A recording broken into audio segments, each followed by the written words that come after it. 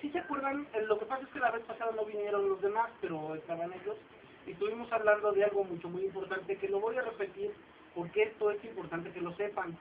Principalmente porque la mayoría de las personas nos espantamos por cualquier tarugada de lo que la gente o los religiosos o la gente que tiene algún conocimiento más nos dice y nos espanta. Entonces, la entidad que se adoraba hace mucho tiempo, recordemos que era, ¿qué dijimos? Io, la palabra Io, la letra I y la O, que significaba Dios, que también es el número 10 por el 1 y el 0, y el 10 es exactamente la palabra Dios. Entonces la palabra Io, ¿sí?, viene a ser Dios con relación a lo mismo de Jehová o Yahvé, que es Yod, G, Bao, G, que es G, que significa miembro viril, y Ova, que es huevo o matriz. Entonces es exactamente lo mismo. Ese es el número Io, o el número 10 y la palabra Io, era la representación de Dios, ¿sí? De hecho, por eso viene la palabra 10, del árbol sefirotiko, que son las 10 esferas. Ok, entonces, el número 10, que es Dios, que es Io, se le agregaba la palabra An, que ya explicamos la vez pasada, que cuando el ser humano empezó a salir de la animalidad, que empezó, pues dejamos de ser, por decir, simios, todavía somos primates, pero éramos simios. Entonces, al momento de que empezó a salir el hombre, empezó a formar su lenguaje. ¿Cómo lo empezó a formar? Diciendo, por ejemplo, ar, at, o am. Ar lo volteaban y era ra, ¿sí? Am, de comer, y ma, de la mujer que nos da de comer, ¿sí? Entonces, todo ese tipo de conocimiento que se fue dando con el tiempo, esas palabras, esas frases como at, am, an, todo eso, se volteaban. La única palabra o la única expresión que no se le oía a ningún animal era la palabra él, ¿sí? Él, que eso le dieron la terminología como de Dios. En este caso ya cambió la palabra io, ¿sí? Porque la palabra io, ¿sí?, exactamente es el sonido que hace el gato, pero le agregaban la A, iao, ¿sí? Por eso el gato fue sagrado en su tiempo. Entonces, esa palabra an se le daba el conocimiento de la gente del norte, la gente que habitaba en los lugares del norte. Y la gente que habitaba en los lugares del norte, casi la mayoría adoraban a un dios, que era el famoso dios de la naturaleza. Uno se llamaba en otros lugares Erne, aquí se le conocía como el dios astado, era aquí la danza del venado, salió la danza del venado, porque ese espíritu de Dios, que era el dios de la naturaleza, el dios de la tierra, el que nos da el alimento y todo eso, todo el tiempo se ha adorado. El problema es que nosotros le cambiamos la parte, por decir, la parte real de lo que es, y lo pusimos como un ser negativo, más bien la religión, porque era un ser con astado que representaba la naturaleza, como el dios venado, el dios que era el dios de la casa, que era el dios de la tierra, que era el dios de la fructividad. Aparte era el dios de la alegría, el dios del vino. Entonces, esa palabra an, que era del norte, los griegos le agregaron nada más una letra más, pan, la letra P, ¿sí? Y ya lo hicieron como iopan, pero no era iopan, era ioan. Ioan es la palabra que nosotros conocemos como Juan, Ioan, ¿sí? Entonces esa palabra Juan es el espíritu de la naturaleza que se manifiesta en dos momentos diferentes.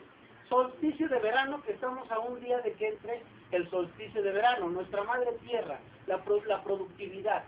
Este es el momento del famoso Juan de la Biblia, Juan el teólogo, y cuando es el solsticio de invierno, es Juan el bautizador, el que derramaba agua sobre la gente, que era Juan el Bautista. Son las dos épocas, los dos Juanes que nosotros vemos en nuestra época, ¿no? Juan el teólogo, que era el discípulo de Jesús, y Juan el Bautista, que era el que bautizaba, el que cambiaba.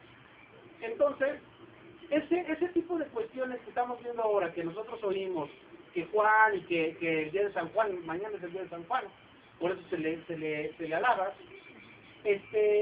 era Iopan o Iomani, ¿sí?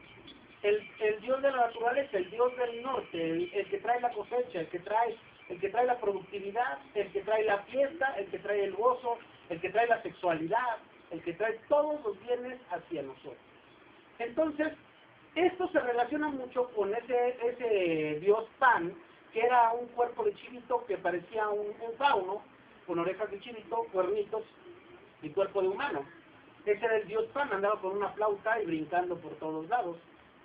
Era feliz.